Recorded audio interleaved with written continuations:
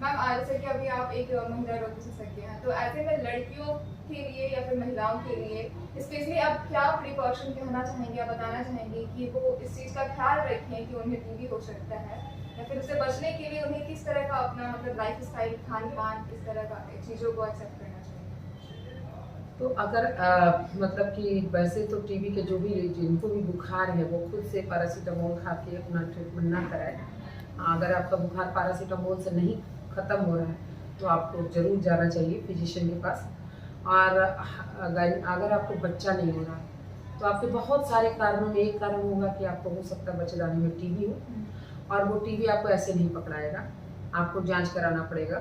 जांच जैसे कि आप बड़े शहर में हैं, हम लोग भी करते हैं, तो हिस्ट्रोस्कोपी करते हैं, बच्चेदानी के अंदर का देखा जाता है कि आपका कैसा माहौल है बच्चेदानी के अंदर, वो हेल्दी है या अनहेल्दी है, वो वहाँ पे कुछ वैसा सस्पिशियस हमको कुछ लीजन नज़र आ रहा है कि नहीं आ रहा है। तो बच्चेदानी में दूरबीन डाल के यहाँ पे अंदर में आप दूरबीन डालोगे तो आपके अंदर का इसके अंदर का सारा माहौल देख लोगे कि क्या है। एक एक चीज़, दूसरा चीज़ है कि तो हम लोग चूँकि यहाँ पे पेशेंट बहुत गरीब होते हैं, पुअर होते हैं, तो उसी के अनुसार हम लोग इलाज करते हैं। तो हम लोग सीधे मरीज का मासिक का जांच करके थोड़ा सा टुकड़ा लेके हम लोग जांच घर में भेज देते हैं डीएनए पीसीआर का। तो हमारा क्या हो जाता है कि डीएनए पीसीआर का, हाँ, तो वो उससे पता चल जाता है, पक्का कन्फर्मेटरी हो जाता है कि आपको टीबी है और वैसा हुआ है। और हम लोग फिर वैसे पेशेंट को सदर में भेजते हैं, क्योंकि हर जगह टीबी का दवा बेचना अलाउ नहीं है। कुछ सेंटर बनाए गए क्योंकि सरकार चाह रही है कि डाटा पकड़ नहीं पा रही है कि कितने टीबी का कितना हजार हमारे पास जैसे सिवान में कितने हजार लोग हैं या कितने लोग हैं जो टीबी के मरीज हैं। हाँ, तो उसमें कुछ प्रेग्नेंट हैं, कुछ बिना प्रेग्नेंट है, कुछ जेंट्स हैं, कुछ लेडीज हैं, कुछ बच्चे हैं। तो ये पकड़ नहीं पा रही सरकार, क्योंकि लोग बुखार की गोलियां खा के बुखार को शांत कर दे रहे और अपना प्रॉपर ट्रीटमेंट या डायग्नोसिस नहीं करा पा रहे, तो जिसके कारण लोग इसको हल्के में ले रहे हैं। तो सरकार डाटा को मेंटेन नहीं कर पा रही। तो हम लोग के पास अगर पेशेंट का टीबी आता है तो हम लोग खुद से इलाज नहीं करते।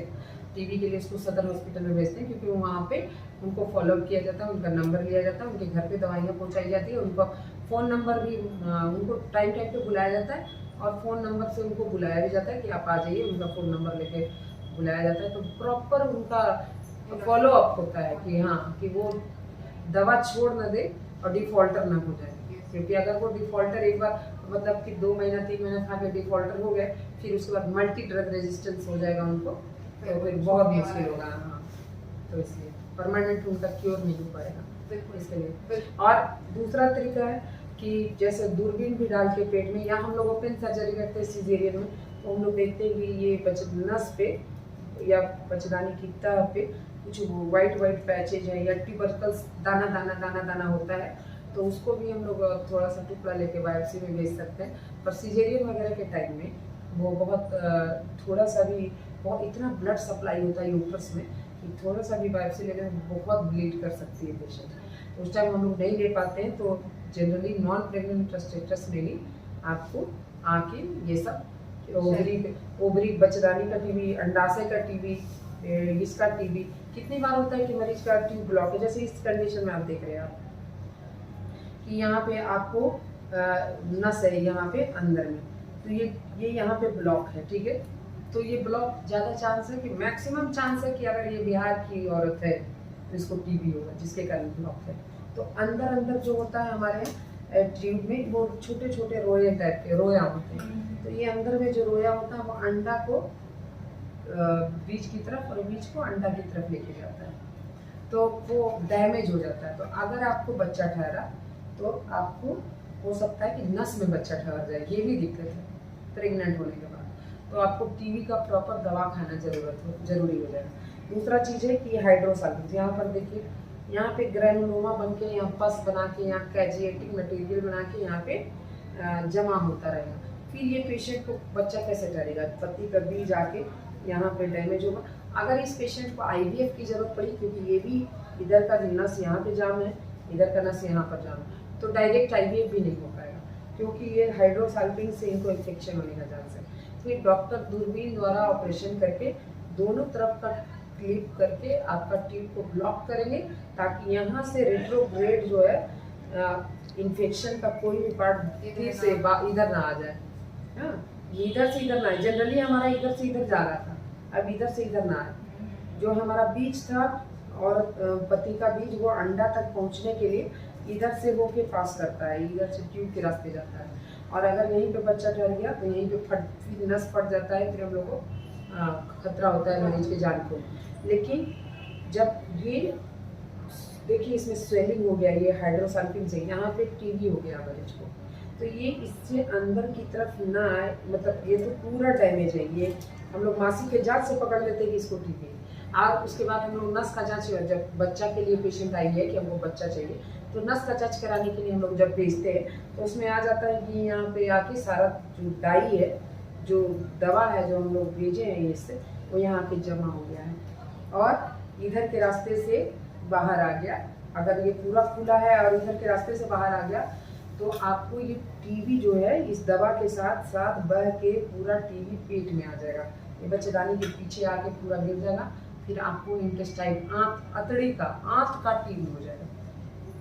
तो इसलिए नस का जांच करने के पहले एक डिक्टम है कि आपको पहले मासिक का जांच करके पहले पता कर लेना है कि मरीज को टीबी नहीं है, और अगर टीबी नहीं है तो ही आपको नस का जांच करवाना है। जिसको टीबी आ गया पहले उसको पूरा 9 महीना का ट्रीटमेंट देना है, फिर नस का जांच के लिए भेजना है। तो पति अगर विदेश जाने वाला है तो जाए, अब नेक्स्ट टाइम आएगा तब तक दवा का कोर्स होगा पूरा, तब उसके बाद हम लोग नस का जांच करा पाएंगे। ऐसे लोग इतना प्रेशर बना देते हैं, मैडम 15 दिन टाइम है, 20 दिन टाइम है, बच्चा चाहिए बच्चा चाहिए, और इसी में आपको तो जब तक आप ये मासिक का जांच नहीं करें। बहुत लोग सोचते हैं पैसा कमाने के लिए मासिक का जांच करें। बहुत लोग क्या सोचते हैं कि इतना महंगा है, तो महंगा क्यों है वो आप मोदी जी से बात करो कि डीएनए पीसीआर इतना महंगा होता ही है। कोई भी चीज़ का डीएनए पीसीआर आपको महंगा होता है। अब तो लोग समझने लगे हैं क्योंकि कोरोना हुआ तो आरटीपीसीआर महंगा है, या फिर तो वो भी तो इसी तरह से इसका डीएनए की बीमारी है।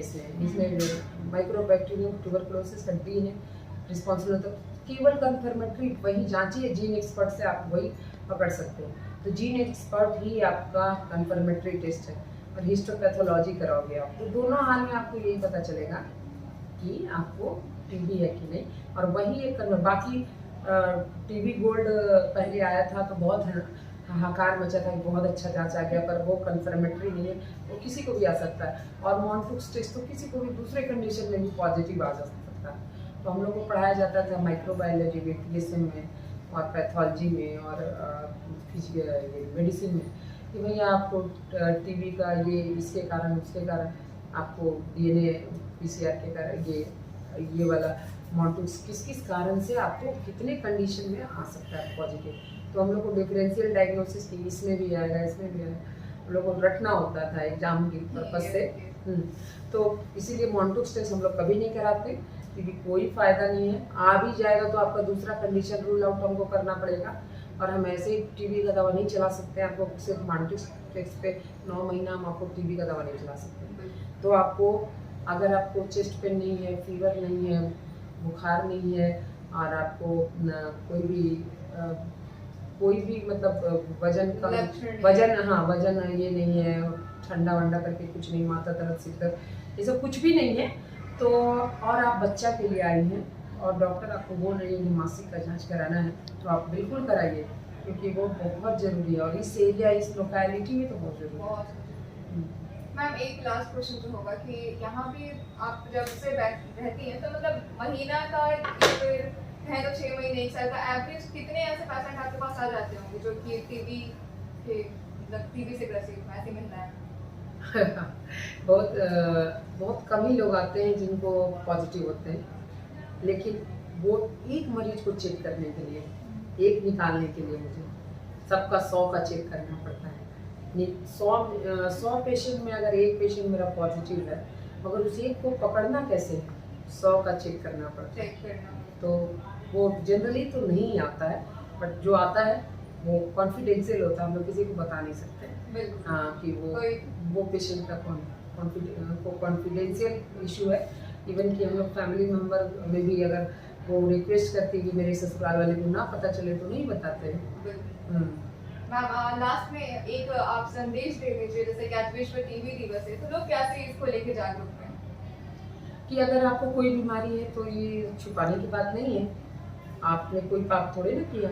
ये हवा में ये कीटाणु तैर रहा था, किसी ने सांस से छोड़ा था, वो आपने इनहेल कर लिया, आपके फेफड़े में चला गया, आपकी इम्यूनिटी कमजोर है। आप अपनी इम्यूनिटी बनाए रखिए, आप एक्सरसाइज करें डेली डेली। शरीर को अगर आप गर्म करते हो, इतना दौड़ते हो, कार्डियो करते हो अगर, तो कोई भी कीटाणु आप खुद ही मर जाएगा उस गर्मी से और बाहर निकल जाएगा और आपकी इम्यूनिटी मजबूत रहेगी। और आप हेल्दी खाएं, हेल्दी सोचें, जंक फूड ना खाएं, माल न्यूट्रिशन के शिकार ना हो, मॉल न्यूट्रिशन ना करें, मॉल का खाना कम खाएं, माल न्यूट्रिशन से बचें। आपको पूरा हरी सब्जियां ज़्यादा खाएं और फल फ्रूट से कोई भी जो सस्ता है। हाँ, जो जाड़े में आप अमरूद खा लें, जब आपको केला सस्ता है केला खा लें, जब आपको एप्पल सस्ता है एप्पल खाएं। कोई जरूरी नहीं कि आप महंगा फल खाएं। क्यों करें महंगा फल? आपको किसी न किसी फल में आपको न्यूट्रिशन मिल ही जाएगा ना। और थोड़ा सा कभी सोयाबीन की सब्जी खा लें, कभी इस तरह से आप मेंटेन करें। आप मिक्स तरह का खाना डाइट को मेंटेन। हाँ, अब आप गिन के तो नहीं खा सकते हो इतना ग्राम प्रोटीन और इतना विटामिन और इतना माइक्रो न्यूट्रिएंट इतना। तो आप क्या बैलेंस डाइट खाएं, मतलब चावल के साथ दाल खाएं थोड़ा, तो थोड़ा सब्जी भी खाएं, या फिर सब्जी चावल बहुत पसंद है तो थोड़ा दाल भी खाएं। इस तरह से कुछ आपको करना होगा, मैनेज करना होगा। बहुत थैंक यू मैम। वेलकम।